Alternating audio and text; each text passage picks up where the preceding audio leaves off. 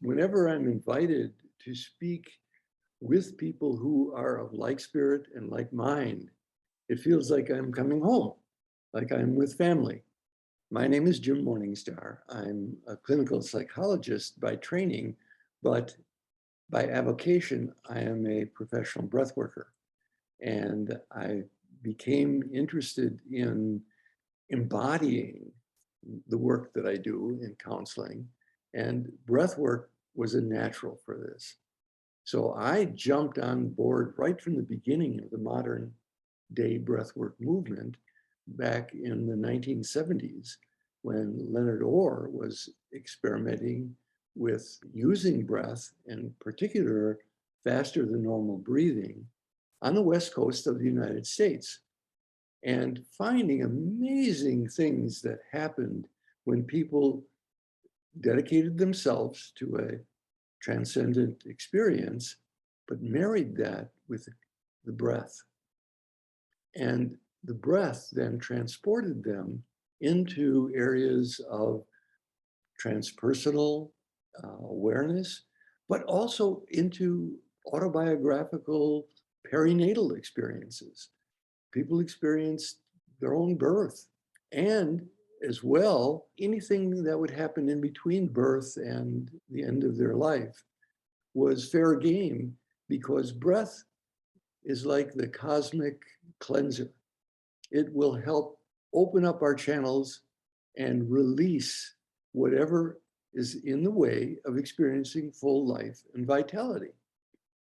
And so, as a psychologist, my dedication was to helping people feel more alive and be more resourceful in their existence.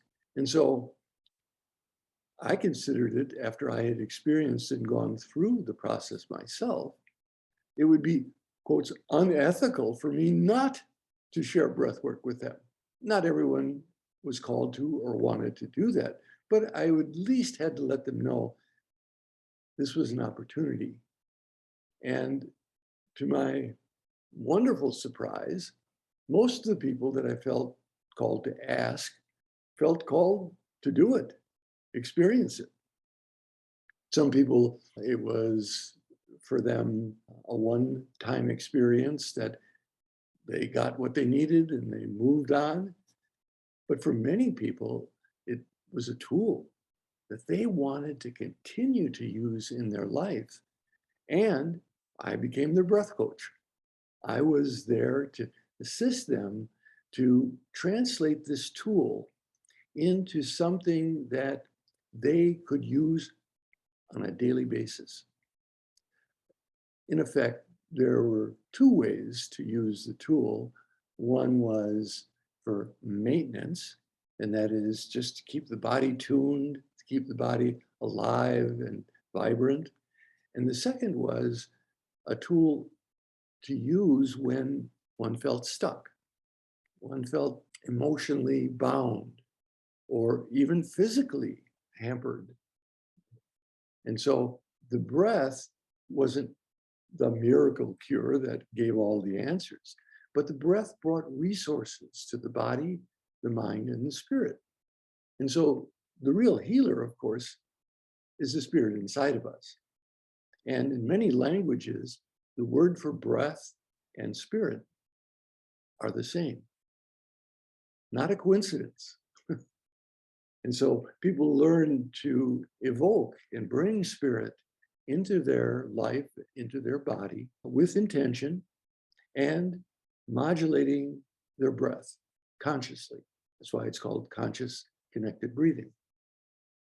Now, when we breathe consciously, we are doing something that the spirit of breath does every day, every moment for us. It brings aliveness into our body. And we consciously merge with that spirit of breath. And so it is a co-creation. We are not simply a cork floating along on the river of life. We are given agency to create with spirit into the kind of life that helps us live our purpose. Now, to do that, one has to be willing to go beyond ordinary consensus reality and do what they're told, like, oh, you should be a carpenter like your father, or you should be, but to listen to what their heart is telling them. What is their inner calling? And of course, it's the eternal question, what am I going to do when I grow up? And many of us feel, I think, happily that we never have to grow up in the traditional sense of getting serious and never have to experience joy in life anymore, because that's reserved for childhood. And we get to realize that part of our purpose is to experience joy in living and to spread that joy. So I would like to practice what I'm talking about right now with you. I mentioned this as a co-creation. Well, I believe that our time together right now is a co-creation.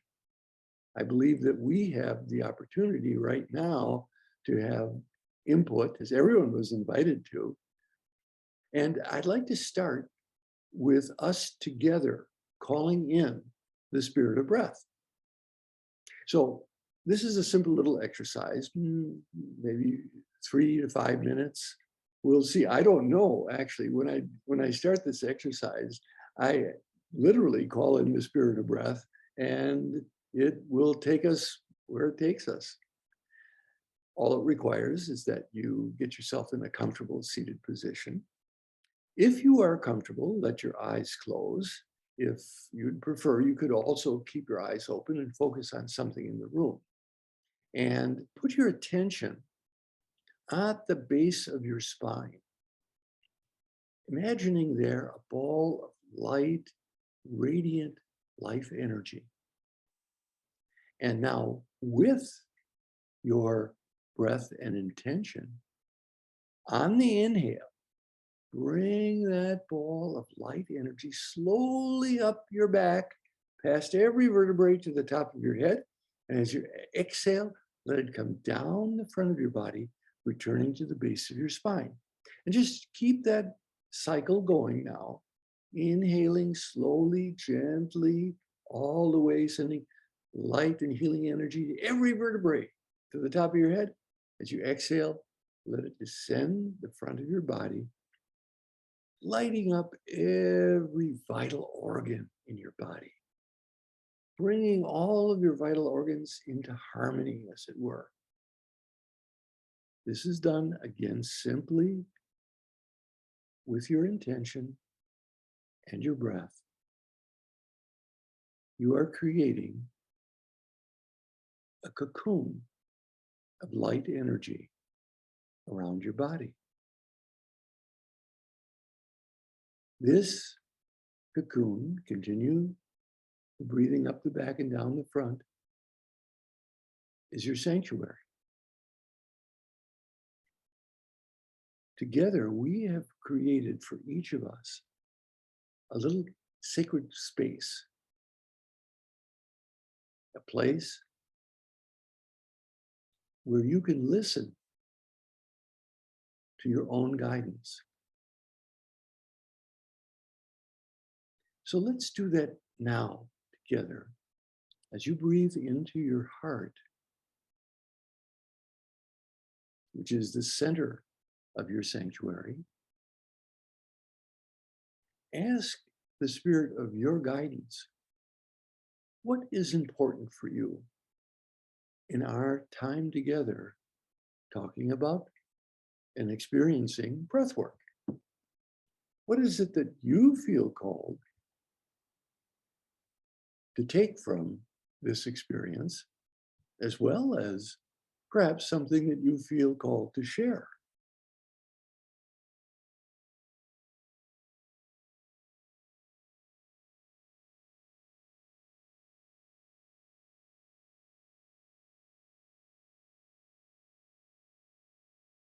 Okay. Now, with gratitude, thank whatever guidance came to you, the spirit of breath, and with a couple of deep and clearing breaths, bring yourself back relaxed, refreshed, and perhaps curious about what will transpire in our time together. So that simple little exercise of inhaling up the back and exhaling down the front, I use every day. And it's quite inobtrusive. You could be at a dinner party and starting to feel like, I'm not experiencing a sense of harmony or joy here. And summon the spirit of breath to breathe up the back and down the front and bring yourself back to harmony. Even if there's not harmony going on around you, you can be that center of the eye of the cyclone, as it were. And often in doing that, it's contagious. And that will tend to be shared with others. Actually, I even do another little addition to that. And that is, if there is someone in particular that you would like to include in that arena of peace and harmony, you can inhale up your back and exhale down their back, and thereby inviting them. This is not forcing anything on anyone, but it's extending your life energy in a loving way to join you in that sense of peace and harmony. I think a lot of arguments or conflicts would be short-circuited, especially if the intention is mutual for people to breathe together in that way.